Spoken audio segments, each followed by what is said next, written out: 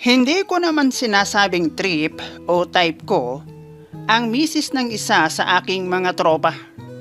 Pero hindi ko naman itinatanggi na sinabi ko rin sa aking sarili na kung ibibigay sa akin ang pagkakataon para araruhin ang bukid na pagmamaykanya ni tropa, ay hindi ko iyon papalampasin sa kahit na anumang paraan kung kinakailangan.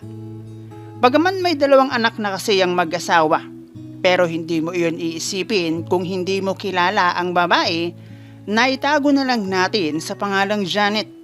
Yun ay dahil bukod sa angkin niyang ganda, sa edad niyang 49 years old, ay sexy at halatang maalaga sa sarili. Kumbaga, tinalo niya pa ang isang the best serving ng pinakamahal na bulalo sa planet Earth. Bukod doon, kahit hindi naman mayaman ang kanilang pamilya, na masasabing isang kahig isang tuka pa nga, ay panalo rin sa kanyang kutis na nakatulong upang hindi mahalata kung ilang taon na siya. Ngunit datapwat subalik, ang matagal na naming pagiging magkakilala ay hindi ko inisip na minsan ay magiging daan upang ang mala the best bulalo ay aking matikmana. Nang ang bukid na iyon sa akin ay kanyang ialok para isaka o pwedeng sabihin na rentahan kahit ilang oras dahil kailangan nila ng pera. Mamula-mula at malambot,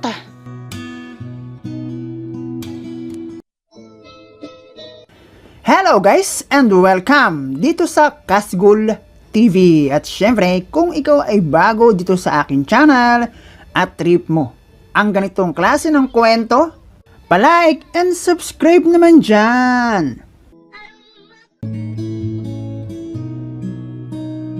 Itago mo na lang ako sa pangalang Aaron, 47 years old, not available but kasing idaran ko ang lalaki na itago na lang natin sa pangalang Renan, ang Mr. ni Janet. Matagal na kaming magkakakilala, pero noong dumating ako sa buhay nilang mag-asawa, ay naisilang at tao na ang mga anak nila na isang babae at isang lalaki. Isa akong factory worker, samantalang si Rena naman ay isang construction worker. At kung paano kami naging magkakilala, na umabot sa aming pagiging magtropa. Ayun ay dahil isa si Renan sa gumawa ng aking ipinarenovate na bahay sa isang subdivision kung saan ako nakakuha ng bahay. Buwan pa rin ang lumipas bago ko pa nakilala si Janet at dumating ang pagkakataon na iyon noong imbitahan ako ni Renan sa kanila dahil birthday raw umano ng bunso niyang anak. Bilang pakisama at dahil na rin sa bago ako sa subdivision kung saan ako nagpa-renovate ng bahay, pinaunlakan ko ang kanyang anyaya sa akin. At dahil tumatagay rin naman ako at para na rin muling agusan ng MP ang aking lalamunan. Doon ko nakita ang bukod sa dalawang anak na siyang yaman ni Renan ay ang kanyang misis na nasabi ko bang, aba pre, ang ganda pala ng misis mo eh. At doon ay ipinakilala nga ako ni Renan sa kanyang misis na si Janet. Doon ko nakita ang kanilang kalagayan na masasabi kong isang kahig, isang tuka. Lalo't noong kasalukuyang ginagawa ang aking bahay, ay walang pinapalagpas na balihan si Renan. Ang matindi, labor at hindi naman skilled si Renan. Doon na rin higit pang pumasok sa aking kokote na wala para talagang pinipili ang pag-ibig, mapamukhang unggoy o kahit mahirap ka pa kapag maganda. Ang naitapat sa iyo ni Cupido ay talagang bullseye at walang kawala.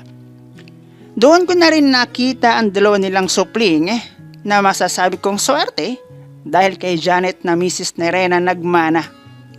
Doon na rin nagsimulang kumapal ang pisi na nag-uugnay sa akin at sa pamilya ni Renan na kung masusundan pa raw ang kanilang bunsong anak ay ako ang isa sa kukunin nilang ninong.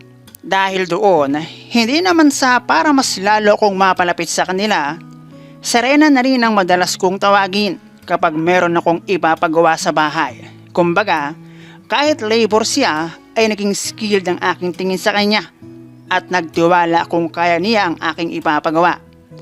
Bagamat may kalayuan sa aking bahay, ang bahay ni Renan sa aking paglipat noong iyon ay matapos, halos once a month ako kung makarating sa kanila para magpalipas ng oras habang palitan kami sa basong naglalaman ng kung minsan ay inuming mapapangibit ka sa bawat lagok. 18 years old ako nang makarating ng Manila. Nanirahan ako isa sa aking mga tita para mag-aral ng college. Hindi naging madali dahil hindi naman masasabing naging scholar ako ng tita ko. Dahil ginagampanan ko ang pagiging boy sa kanilang grocery store at noong matuto akong magluto ay sinalo ko na rin ang pagluluto ng agahan para sa akin at sa mga pinsan kong pumapasok sa school at sa aking tito na nagtatrabaho sa isang office sa Makati. Hindi rin masasabing mayaman ang angka na aking pinanggalingan at isa sa patunay ay iyong aking pagtatrabaho kina tita para makapag-aral ng college. Never akong nagkaroon ng jowa noong high school at ang isa sa dahilan ay na-focus ako sa pag-aaral at pagsa-sideline ng pupwedeng pagkakitaan pag-araw ng Sabado at Linggo. College na ako noong unang magkaroon ng jowa.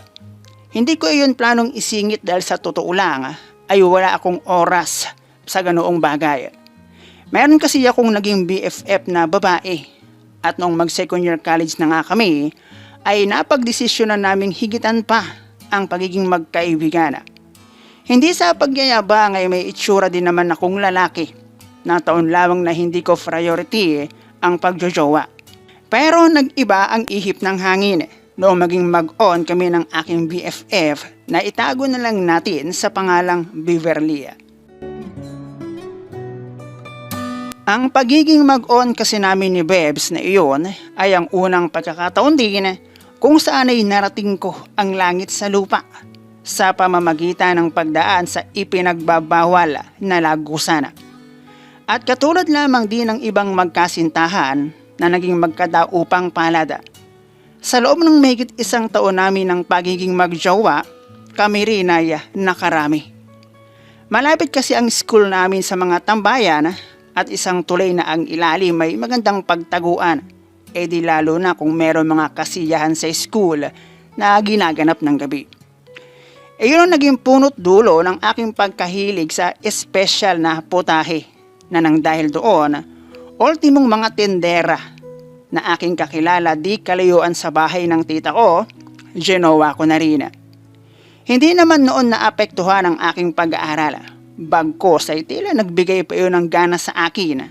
Simula kasi noong maging mag-on kami ni Bebs, napansin ko ang ilan sa aking mga kaklase na may magagandang jowa ay hindi naman mga gwapo. Pero may mga kaya, may pera at ang ilan ay disasakyan. Naisip ko na siguro hindi lang material na bagay ang pwedeng ibigay sa atin ng pera. Kasama na doon ang ababa. Noong makagraduate ako ng college, as usual umuwi muna ako sa amin para umuwi. Nandun ang bahay namin. Hindi pa rin siya naging ganon kasimple. Dahil doon sa amin sa probinsya, kung saan ako lumaki ay walang ibang pwedeng pagkakitaan kundi tindahan. At depende pa yon kung meron kang puhunan. At ang maging kawani ng barangay, nasa dami ng gustong manalo. Medyo alanganin pa rin kaya para sa isang nakatapos ng 2 taon sa college ay talagang pag hindi mag-ibang bansa ay ang mag-Manila para magtrabaho sa factory. Ang nangyari pagkaraan ng ilang buwan dahil malabo pa sa sabaw ng pusit ang ako'y makaipon, lumawas ako ng Manila. Nagkaroon kami ng kasunduan ng tita ko na sasahudan niya ako bilang boy at ayon kasama sa bahay. Pero hindi yun magtatagal dahil ang plano ko lang talaga ay mag-ipon dahil maghahanap ako ng factory kung saan ay akma ang aking tinapos sa kolehiyo. Natatandaan ko pa 5K kada buwan ang iniaabot sa akin ng tita ko, libre lahat.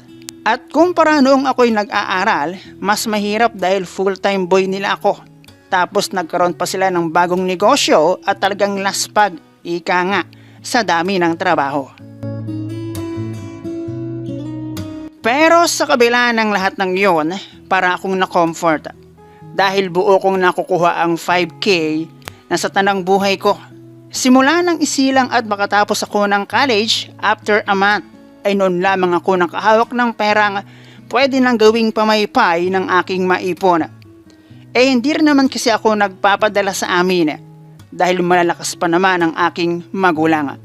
At inuna ko talaga ang aking sarili para mas higit akong makatulong sa kanila. 23 years old ako at may sapat ng ipon para pasukin ang mundo bilang isang factory worker. Nag-boarding house ako at sinuwerteng sa unang pagkakataon pa lamang na maghanap ako ng company na aking inaplayan ay natanggap ako. At pagkaraan ng ilang buwan ay na-regular naman ako. Naging maganda ang bawat pagkakataon sa akin at dahil wala naman akong masyadong pinagkakagastusan maliban sa boarding house at pagpapadala sa amin. Sa unang 3 taon ay nagkaroon ako ng ipon na maging ako, hindi ko expected na gano'n na siya kalaki. Na-focus kasi ako sa trabaho dahil parang iyon yung trabaho na nag-i-enjoy ako at naging bahay trabaho ang aking gawi. Maging ang pagjojowa nga, pansamantala ay nawala sa aking isip at tropa o katrabaho lamang ang aking tingin sa babae na nagpaparamdam sa akin at ramdam ko ang appeal na dala ng pagiging regular lalo na sa mga ababa. Itago na lang natin sa pangalang Annalyn ang unang babae na siyang aking binigyang pansin sa loob ng ilang taon ko ng pagiging single. 28 years old ako neto at nasa 5 taon ng regular sa trabaho. Isa siyang kontraktual na napasign sa aking department at maganda siya. Ang isa sa dahilan kaya naman binigyan pansin ko ang kanyang pakikipagkaibigan sa akin. Dahil wala nga akong GF ng panahon na iyon at taon na rin ngang nakararaan nang huli akong tumikim ng special na menu, niligawan ko siya. At kung hindi ako nagkakamali, wala pang 1 linggo, naging kami na. Maamo ang mukha niya, malusog ang hinaharap at nasa 5'4" in height. Yun nga lang, gamit ang aking mapanuring pagtatanong ay napag-alaman kong meron ng tulisan ang naglakbay sa sagradong lagusan. At dahil taon ang itinagal ng kanilang relasyon, matik yun na hindi lang tinikling ang ginawang sayaw ng tulisan na iyon, kundi cha-cha with aring-king-king pa. Yung mga ganong meron ng nakaraan, alam nyo madali nang mabola. O baka depende pa rin sa pangangailangan at itsura. Pero sa naging relasyon namin ni Annalyn, sa loob lamang ng 1 buwan, ay bumukas na ang tarangkahan para naman sa bagong tulisan na naghahanap ng madamong lungga. 30 years old ako nang makaisip na kumuha ng bahay through pag-ibig. Masyado kong nakampante sa pagrerenta ng bahay at sa loob ng 7 years, kung hindi ako nagkakamali, ay may kung ilang ulit na rin akong nagpalipat-lipat ng matutuluyan at malaking halaga na ang aking nagastos. Itago na lang natin sa pangalang Eloisa ang aking GF ng panahon na ito. Bago pa lamang kaming mag-on, pero dahil sa edad namin, na mas higit sa akin na konting kembot na lang ay lagpas na sa kalendaryo, ay napag-uusapan na namin ang seryosong buhay. Isa si Eloisa sa dahilan kung bakit nag-decide akong magkaroon ng sariling bahay. Ang tagal ko na nga namang regular at ang pera ay nasa bangko lamang. Dapat bukod sa motor ay magkaroon ako ng sariling matutuluyan. Ito na rin ang taon kung saan ko nakilala si Renan na asawa ni Janet. Dahil isa nga siya sa gumawa sa bahay noong aking ipa-renovate. Marami kasing kulang at marami rin akong idinagdag noong mapa sa akin ng titulo at susi ng bahay. Isa na doon ang bakod, extension ng kusina, ipinalipat ko ang CR at nagpagawa rin ako ng laundry area. Ayun, malaking nalaga sa aking ipon pero ayos lang dahil tingin ko parang para doon talaga iyon. Noong aking makilala si Renan bilang isa sa gumawa sa bahay, kung hindi ako nagkakamali ay wala siyang pinapalampas na valihana. Sa bagay na iyon ay wala naman akong pakialam, yun nga lang kung minsan ay hindi ko maiwasan ng magtaka at magtanong. Nalaman kong pamilyado si Renan, may 2 anak siya at siya lamang ang naghahanap buhay. Hanggang sa ayun nga, noong minsan ay kanya akong imbitahan sa kanila dahil kaarawan ng bunso nila. Maganda yung misis niya at sa bagay na iyon ay masasabi kong swerte niya na nagkaroon siya ng magandang misis sa kabila ng estado nila sa buhay. Tingin ko naman kasi kay Janet, mukhang class at ewan ko kung paano sila nagkagustuhan. Kasal naman raw sila ang sabi. Simula nung makarating ako sa bahay ni Renan, makita ko ang 2 nilang supling at ang kanyang magandang misis. Kahit alam kong hindi skilled si Renan kapag meron akong ipapagawa sa bahay, na alam kong hindi naman masyadong crucial, bilang tulong ay siya na ang aking tinatawag. Sa paglipas ng buwan at taon ay masasabi kong naging magtropa kami. Pareho kami ng trip ang magpalipas ng oras habang nainom ng mapakla sa panlasa at buwan-buwan akong nandoon sa kanila. Napalapit ako sa pamilya ni Renan, hindi dahil sa misis niya. Alam kong maganda siya at aminado akong kung minsan sa puti niyang iyon ay naiisip ko na siguro mamula-mula. Noong wala pa silang ebidensya ng pagiging mag-asawa, 2 na ang supling nila at naisip kong sa taon nila ng pagsasama bilang mag-asawa, malamang nag-iba na ang kulay noon. Tingin ko rin kasi sa aking tropang si Renan, matakaw.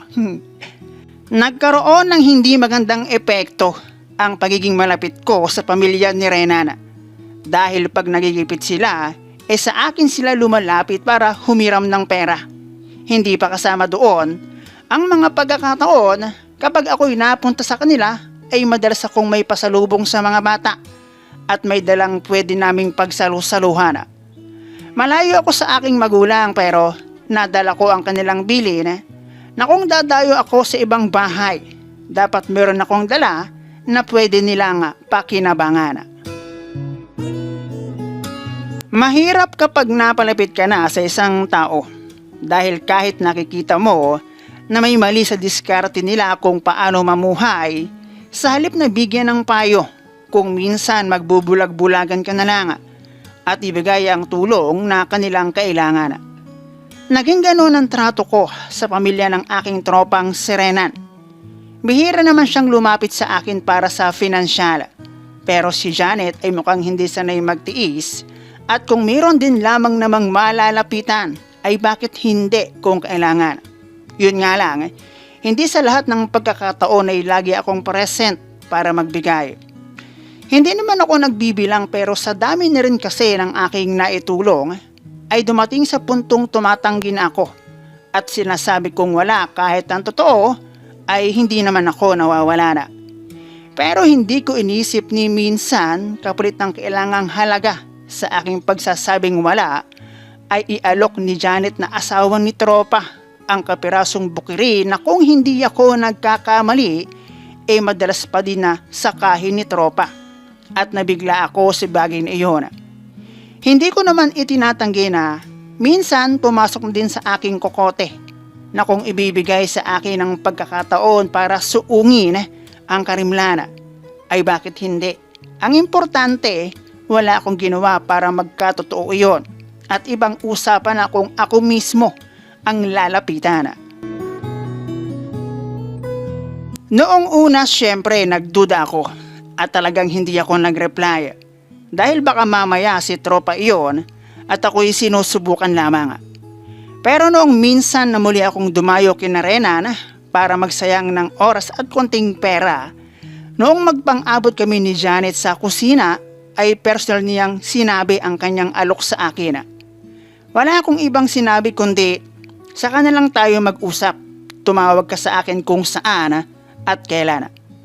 Nag-usap kami kinabukasan din mismo at pagkaraan ng ilang araw ay nagkita kami at nagtungo sa isang lugar na tanging kaming 2 lamang ang nakakaalam. Nagulat ako mga pre dahil ang inakala kong nagbago na ng kulay dahil sa inakala kong patuloy na pagsaka At sa pagdaan ng dalawang may buhay, ay binago na niyon ang kulay. Pero hindi pala. Dahil kung sa isda pa, sariwa. Dahil mapula ang hasanga. Doon ko napagtanto at akin din mismong naitanong, hindi daw matakaw si tropa na gaya ng aking iniisip. Kaya kahit dalawa na ang supling nila, ay hindi mo iisiping siya ay may asawa at dalawang anak kung hindi kayo magkakilala. Ang bagay na iyon ay hindi ko naman kinarira. Mahirap na. Okay na yung 1 hanggang 3 tagpo. Dahil ayokong masira at makasira. Bukod doon, alam ni tropa ang bahay ko. Tapos, kapag kami ay kanyang nabisto. It's been a year na ang nakararaan. Wala namang naganap na bukuhan. Pamilyado na rin ako at tulad ni tropa, 2 na rin ang supling namin ni Mrs. At dahil busy na, halos hindi na nga ako makabisita kina tropa at hanggang chat na lang para magkamustahan. At kung meron mang aayusin sa bahay bilang padre di pamilya, ako na ang bahala.